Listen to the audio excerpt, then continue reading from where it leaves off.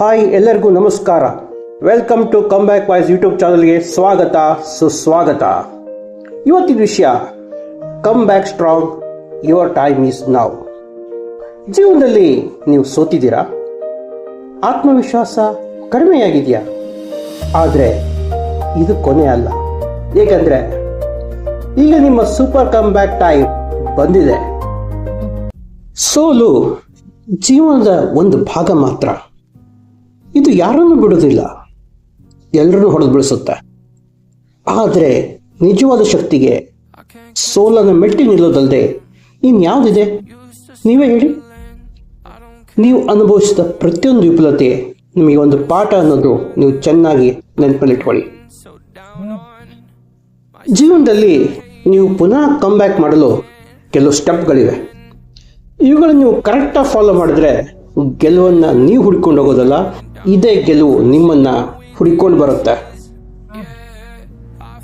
First point, ನೀವು ಸೋತಿದ್ದೀರಾ, ಮನಸ್ಪೂರ್ವಕವಾಗಿ ಆ ಸೋಲನ್ನು ಒಪ್ಕೊಳ್ಳಿ. ಆದರೆ ಅಲ್ಲೇ ನಿಂತು ಚಿಂತೆಯಲ್ಲೇ ಟೈಮ್ನ ವೇಸ್ಟ್ ಮಾಡೋಕ್ಕೋಗಬೇಡಿ. ಪಾಯಿಂಟ್ ನಂಬರ್ 2, ನೀವು ಯಾವ ಕೆಲಸವನ್ನು ಮಾಡಬೇಕು ಅಂದ್ಕೊಂಡಿದ್ದೀರೋ ಅದ್ರ ಬಗ್ಗೆ ಮೊದಲು ಚೆನ್ನಾಗಿ ಸ್ಟಡಿ ಮಾಡಿ. ಸ್ಟಡಿ ಮಾಡಿದ ನಂತರ ಆ ಕೆಲಸದ ಬಗ್ಗೆ ಒಂದು ಪ್ರೀ ಪ್ಲ್ಯಾನ್ ರೆಡಿ ಮಾಡ್ಕೊಳ್ಳಿ. ಏಕೆಂದರೆ ಪ್ರೀ ಪ್ಲ್ಯಾನ್ ಇದ್ರೇ ಕೆಲಸವನ್ನು ಸಕ್ಸಸ್ಫುಲ್ ಆಗಿ ಕಂಪ್ಲೀಟ್ ಮಾಡಲು ಸಾಧ್ಯ ಆಗುತ್ತೆ. ಪಾಯಿಂಟ್ ನಂಬರ್ 3, ಕೆಲಸವನ್ನು ಬೇಗ ಮುಗಿಸಲು ಗಡಿಬಿಡಿ ಮಾಡೋದು ಸರಿಯಲ್ಲ. ಪ್ರತಿಯೊಂದು ಕೆಲಸವನ್ನು ಸ್ಟೆಪ್ ಬೈ ಸ್ಟೆಪ್ ಮಾಡ್ತಾ ಹೋಗಬೇಕು.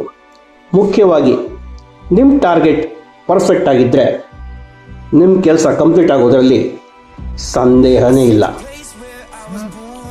Point number 4 and final point, ಮುಖ್ಯವಾಗಿ ನಿಮಗೆ ನಂಬಿಕೆ ಇಲ್ಲದೆ ಇದ್ದರೆ ಯಾವ ಪ್ರಯತ್ನವೂ ರಿಸಲ್ಟ್ ಕೊಡೋದಿಲ್ಲ. ಅದಕ್ಕೆ ನಮಗೆ ಯಾವಾಗಲೂ ನಂಬಿಕೆ ಇರಬೇಕು. ಗೆಳೆಯ, ನಿನ್ನ ಸೋಲನ್ನು ನಿನ್ನ ಶಕ್ತಿಯಾಗಿ ಬದಲಾಯಿಸು.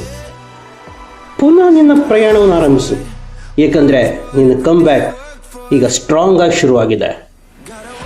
ಇವತ್ತಿನ ವಿಷಯದ ಬಗ್ಗೆ ನಿಮ್ಮ ಅನಿಸಿಕೆಯನ್ನು ಕಮೆಂಟ್ ಬಾಕ್ಸಲ್ಲಿ ತಪ್ಪದೆ ತಿಳಿಸಿ. ಹಾಗೆ ಕಮ್ ಬ್ಯಾಕ್ ಯಾರಾಗಿದ್ದೀರಾ ಅಂತಲೂ ಮೆನ್ಷನ್ ಮಾಡಿ. ಹಾಗೆ ನಮ್ಮ ಚಾನಲ್ನ ಲೈಕ್ ಮಾಡಿ, ಶೇರ್ ಮಾಡಿ ಮತ್ತು ತಪ್ಪದೆ ಸಬ್ಸ್ಕ್ರೈಬ್ ಮಾಡಿ. ಮತ್ತೆ ಹೊಸ ವಿಷಯದೊಂದಿಗೆ ಮತ್ತೆ ಭೇಟಿ ಆಗ್ತೀನಿ. ಅಲ್ಲಿವರೆಗೂ ಗುಡ್ ಬಾಯ್.